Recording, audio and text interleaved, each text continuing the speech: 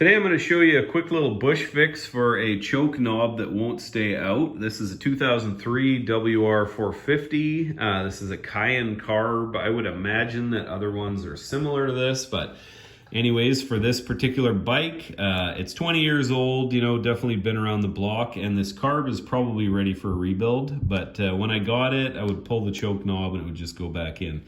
Now, I think this part is probably available online. I'm sure you can buy it. It's probably no big deal, but for right now, I'm more than happy to just do a quick bush fix and get it back working.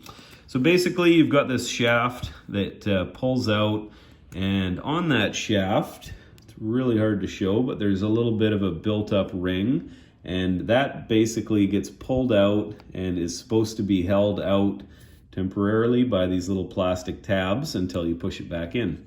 Now, because it's old and probably been pulled a million times, it can't stay out. So basically just threw a zip tie around there, click that back on, putting pressure on those little tabs so it can hold the shaft a bit better, and pull it out, and bam, she is working just fine again.